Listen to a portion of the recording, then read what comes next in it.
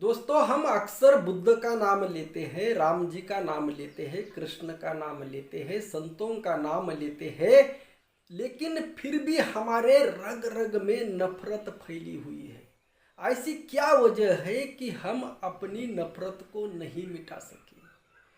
क्या हम बुद्ध की मार्ग पर चल रहे हैं? क्या हम राम जी के मार्ग पर चल रहे हैं? क्या हम भगवान श्री कृष्ण के मार्ग पर चल रहे हैं? क्या हम संतों के मार्ग पर चल रहे हैं? इसकी समीक्षा करने की जरूरत है। इसीलिए सबसे पहले हमें इस नफरत को समझना होगा। क्या हम नफरत करते हैं? यह सवाल हर एक ने अपने आप से पूछना चाहिए कि क्या हम नफरत करते हैं? क्या हम हिंदुओं की नफरत करते हैं? क्या हम मुस्लिमों की नफरत करते हैं? क्या हम बौद्धों की नफरत करते हैं? क्या हम दूसरी जाति के लोगों की नफरत करते हैं? क्या हम अपने ही जाति के लोगों की नफरत करते हैं? दोस्तों, अगर गहराई से देखेंगे तो हम इतनी नफरत करते हैं। हम अपनी पड़ोसी की नफरत करते हैं। इतना ही नहीं, हम अपने रिश्तेदारों की नफरत करते हैं। इतना ही नहीं, हम अपनी परिजनों की भी नफरत करते हैं।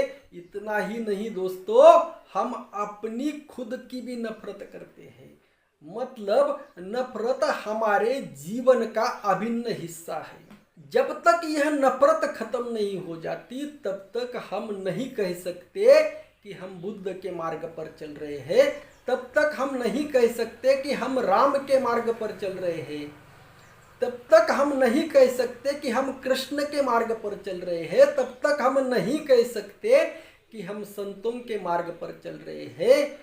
दोस्तों, सबसे पहले इस नफरत को समझना होगा और सबसे पहले यह सवाल खुद को पूछना होगा कि क्या हम नफरत करते हैं।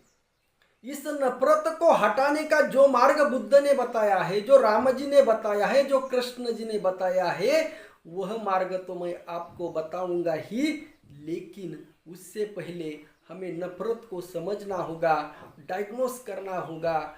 जब हम किसी डॉक्टर के पास जाते हैं, कोई बीमारी हमें हो जाती है, तो डॉक्टर हमें देखने के बाद, हमें चेक करने के बाद सबसे पहले हमारी ब्लड टेस्ट करता है और देखता है कि कौन सी बीमारी हुई है। इसीलिए सबसे पहले इस बीमारी को समझना होगा। नफरत एक बीमारी है। जिस तरह से दोस्तों हमारी शारीरिक बीमारियां होती है, उसी तरह यह मन की बीमारियां भी होती है। नफरत दोस्तों एक मन की बीमारी है। जब तक हम साइकोलॉजी नहीं समझेंगे, साइकोलॉजी नहीं पढ़ेंगे, अध्यात्म नहीं पढ़ेंगे, अध्यात्म में भी क्या पढ़ना चाहिए, क्या नहीं पढ़ना चाहिए, यह बात समझ में आना बहुत जरूरी है। जब हम वेद की बात करते हैं, अगर उस वेद में भी कुछ भेद है तो उसे हटाने की भी क्षमता हमें होनी चाहिए। और इस बात का प्रमाण संत देते हैं। महाराष्ट्र के एक संत है, जगत गुरु श्री संत तुकाराम जी महाराज। वो कहते हैं, गाड़ोनिया भेद प्रमाण तो ऐसा वेद।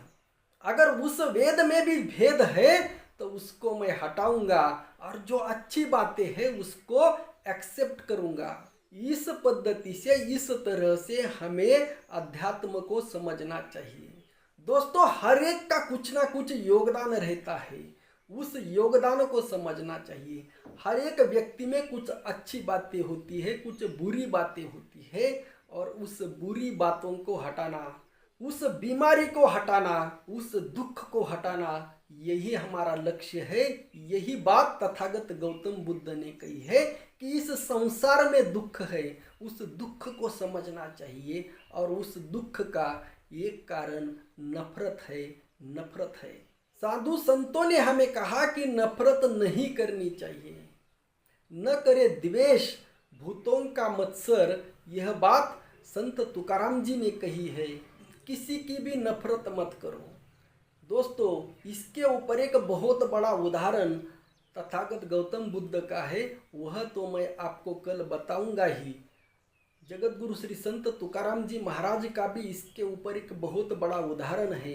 दोनों के विचार एक ही है, वह आप लोगों को डिटेल में बताऊंगा। आज हम इस नफरत को केवल जानने वाले हैं। आज केवल अपने आप से प्रश्न पूछो, हर एक प्रश्न पूछो, क्या हम नफरत करते हैं? आज जितनी भी समस्याएं हैं, हिंदू मुस्लिम समस्या हो, जाति जाति अंतर्गत संघर्ष हो, कोई भी संघर्ष हो, वह संघर्ष केवल नफरत के कारण है।